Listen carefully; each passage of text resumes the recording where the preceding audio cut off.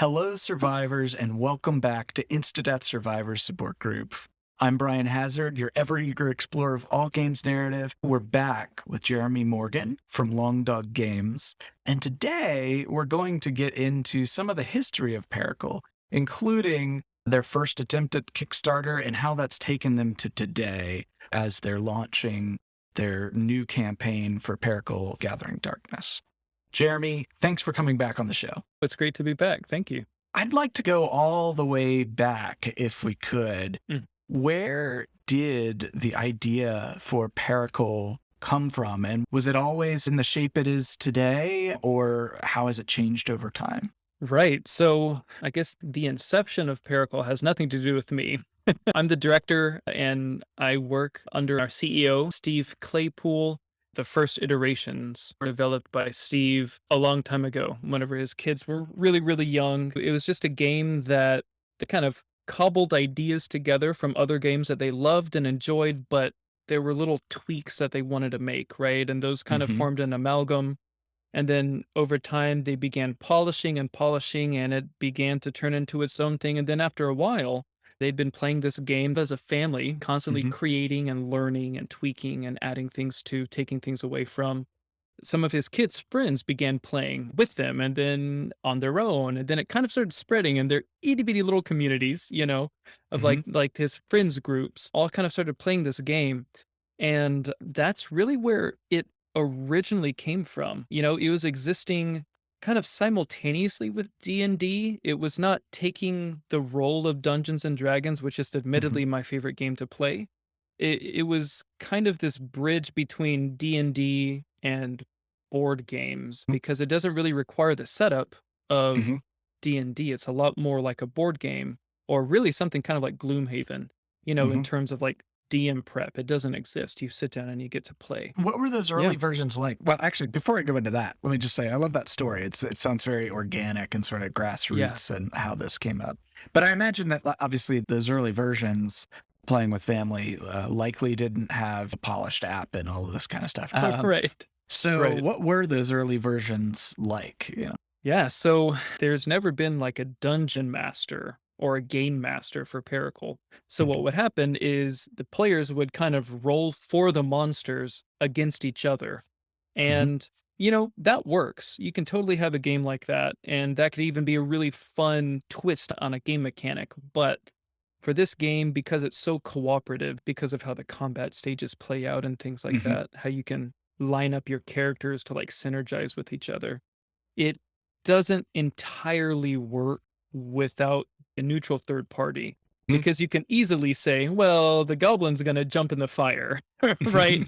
It's a really easy line to cross over and I guess to metagame. So the first several iterations were, like I explained, just I would be rolling against you, Brian, even though we're on the same team. But it then turned into, I think his son, Jake, I believe. Well, I know his son's name is Jake. I think it was Jake who did this. Started writing a really simple program that was kind of a sibling to a program that Steve had previously written for a storyline. And so in this really simple thing that Jake made, it would just kind of list what the monster or the enemy could do or would do. And that was really the point where the app part of it started growing, took root there, and it's just kind of grown ever since. So it started off as cooperative players killing each other, and it's turned into nobody has to kill each other. We just have to work together, and it's very story-based and cooperative, yeah. So when in the storyline did this make the hop from, hey, this is something we're just kind of casually working on to this is something we want to develop into a product, Right. This is a game that the Claypool family has like lived with and loved for a long time. So about 3 years ago, friends and family were like, hey, like this is a fun game. Y'all need to do something with it. And so Steve and his couple of his sons and some of his sons' friends, they're like, hey, let's do something with this. Let's see if we can sell this game because we enjoy it. Other people should enjoy it. And it's not D&D. It's a little bit simpler in terms of mechanics than D&D, so it's more accessible, but at the same time, it's also more freeing. And in the simplicity, it's a little bit more deep. We have a saying that I like to use, which is depth through simplicity, right? Just Mhm. the rules are a little bit more streamlined so that everything else can shine. Mhm. And, so they got together and he kind of started assembling a team, essentially volunteer workers. Like I said, this was 3 years ago. They prepped stuff for about a year. Pericle at this point, right, 3 years ago, looks incredibly different than it did at the very beginning. And in, let's see, November of 2020, I joined the team right Mhm. before they launched their Kickstarter in Mhm. February of 2021. Mhm. And whenever I joined the team, so I'm a lifelong gamer, right? A lover of board games. I've created several board games and RPGs, and I like to write. I don't have anything published, but I write stories Mhm. all the time. And so I came at it. Originally, we didn't touch on this last time, but Mhm. my background is actually in music. Oh, So yeah. I Ah, cool. I I originally came on as the composer for the app portion. I Oh, saw no an ad kidding. yeah, I saw an ad for it and I was like, "Hey, my name's Jeremy and I'm a composer and I make board games as well and I would love to be in on this. Do you need a composer on your team?" So that was like So my foot in the door. s My previous music has been more like for orchestras to play or for string quartets to play or brass choirs to that's really play. But the stuff I'm currently working on is very much more cinematic and stuff that I've always wanted to write anyways. yeah, the So classic. it right. Yeah. Yeah, no, we could put the best of both worlds together. Yeah, exactly. Where were we? Joined the team as a composer, looked at some of the rules, and I thought, "Hey, this is cool. We can do even more with it," right? Mhm. And so there were many times where me and Steve were just kind of going back and forth. I was at Mhm. my old position. I wasn't, hired on the long dog team yet. And me and Steve we would constantly go back and forth on like rules and mechanics and different Mhm. things we could add or take away. Things that felt a little bit dated because this is a pretty old game, right? Like it Mhm. really is old. It's 15 plus years old. So I kind of helped modernize things and it was just this really fun back and forth. That speeds through past the new year into February 2021 and we launched at the beginning of February and at this point we're exactly what I just explained, right? We're a bunch of game geeks, right? Lifelong lovers of games. We're authors, we're artists, we are game creators. The one key thing that was missing is nobody on the team really had any knowledge of crowdfunding at all. Mhm. We didn't have advertising knowledge. And so what we saw in our first Kickstarter was the people who were with us were like stoked for this game. They thought that it's a really great idea. This is pushing the boundaries of tabletop Mhm. RPGs. But our problem was that we spent about $4,000 total in ads. And anybody Right. listening who knows anything about that knows that that's just not enough to do hardly anything with. So without Um, getting into specifics about like how much you're yeah, spending this time around, like because some of us, like myself, don't know anything about crowdfunding. sure. What is like a range that's more realistic for a campaign like this? Y- Yeah, well, I'll happily tell you this time we're spending a minimum of $60,000 in Mhm. advertising. Yeah. So from 4 to 60, right? It's a large Mhm. jump. And, Yeah. depending on your niche of the product you're trying to fund, depending Mhm. on the price point and all these, myriad factors, it doesn't have to be quite 60. But, we want large exposure because we've got a game and we're trying to develop the software for it. We're just so much more prepared this time. Last time we got a total of $14,000 total, and then we're like, you know what, the campaign's not going to be successful. I think after a week we called it quits because we didn't want to waste anybody's time. It's interesting for many RPG products. $13,000 would be quote unquote successful, right? I don't say Mhm. that to diminish it by any means, Of course. but you're trying to do something more epic in scale, a lot more component elements and an app and all this kind of stuff. So you needed a higher level of funding to do that, right? Yeah, no, definitely. I think it's in Jurassic Park, right? The original, the best movie, and Arnold, and they're in the control room, and something's going wrong on the computer system, and he comments that they have all of the problems of a major theme park and a zoo rolled into.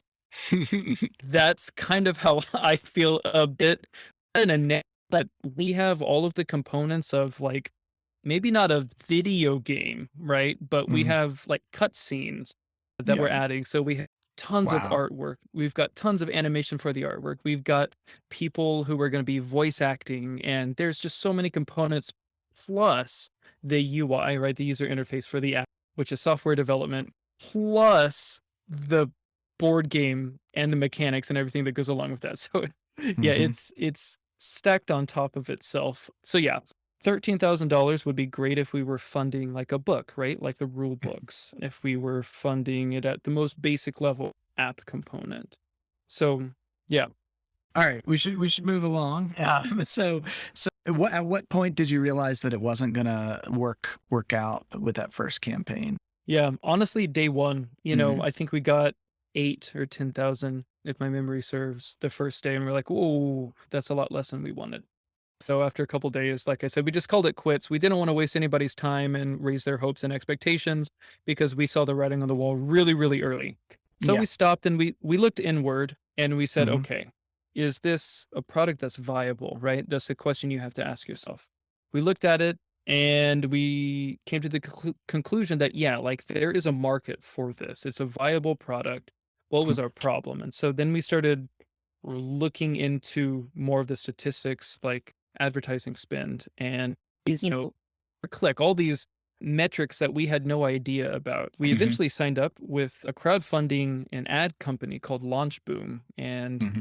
I personally went through the Launch Boom Academy, last year. In summer of last year I started and went through all these courses. We now know how to do this. We have so much more information that we didn't have last time. It's honestly night and day. I would be, taking notes, researching because it was kind of like going back to school for a bit. And I'd be like, man, we didn't do this at all last time. And my first inclination was like, oh, that was so stupid. But then I was like, no, it's not stupid. We just didn't know. And so this is actually a good thing that we had no idea that this existed Hmm. because now we do. So yeah, they've given us algorithms and charts that we can like track our progress on, and everything's pointing for a very successful Kickstarter, and we are not only like really well positioned from, a crowdfunding advertisement perspective. The game itself, the mechanics and things like that have continued to be improved upon as well, and so Right. it's a more solid game too, and Hmm. that's honestly the most exciting part about the whole thing. Awesome. Awesome. I'm curious, the sort of, crowdfunding academy sort of approach. Do you think that's something that is that something that sort of smaller time creators who do crowdfunding, it would be appropriate for them, or is it really more for the like epic size kind of camp? Well, so I'm Hmm. not I'm not endorsing any companies here, guys, but I mean, honestly, yeah, I feel the information that I've learned through Launch Boom Academy, I can apply from here on out, regardless of the product. If we wanted to sit down and sell motorcycle helmets, I would have, the knowledge to do that. So yeah, for anybody who's a creator who's Hmm. listening, anyone who wants to fund anything, even if it's just you want money to, you want 3,000 bucks for the rights and the art for like a cover for like a book. Hmm. Even if it's not some massive, like we want at least $60,000, but even if you just want two, I would suggest it, especially if, it's a low level, but you're really curious about like the, Yeah. all of the inner workings and you might want to do several of these projects. It's what's given our campaign a second life, really. Right. It's interesting because season one was totally focused on game books for the Sure. show, Yes. and we're expanding because my interests are expanding, right? To covering game books in addition to TTRPGs and Mhm. board games that have a heavy narrative focus. I just really like story in games. Mhm. My thing. But in the game books community, I watch and there's this wide range of, I see some folks that are raising, hundreds of thousands of dollars for a campaign for a book. So that's really good for a book. And then Mhm. and others who have pretty much just given up on things like Kickstarter because they're not able to get it's not worth their time, right, Sure. with what they're getting back. And yet, like, I know that their IP is just as valuable as the ones that are succeeding to these Sure. higher levels. So I'm always interested in the differences there, and I think so much of it comes down to marketing approach, right? 100%. Yeah.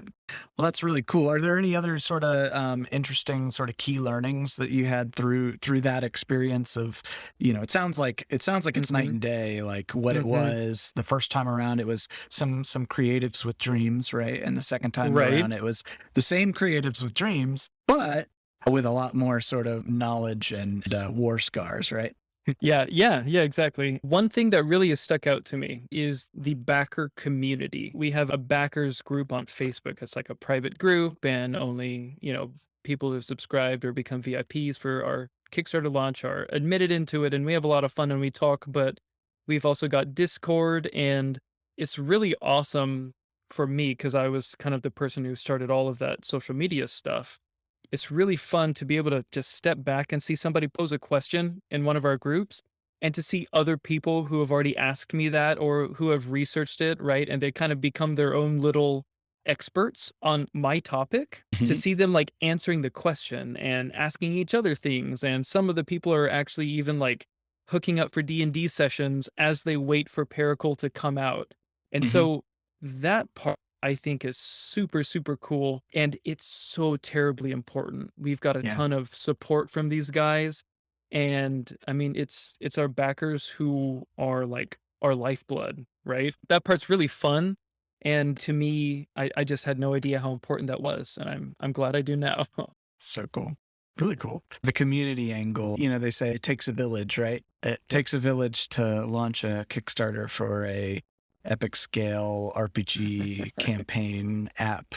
You name it. Right, right. So, well, Jeremy, I appreciate you for coming on again and talking about your experiences with crowdfunding for Pericle and now Pericle: The Gathering Darkness. We're not done yet. We're actually going to be having Jeremy back on to discuss why we play TTRPGs in the first place. I asked Jeremy this, and he told me that this is a way that he manages stress and anxiety. So we're going to talk Mhm. in an upcoming episode about how playing these sorts of games can help us relax and just, chill, dude. But thanks again, Jeremy, for coming on the show.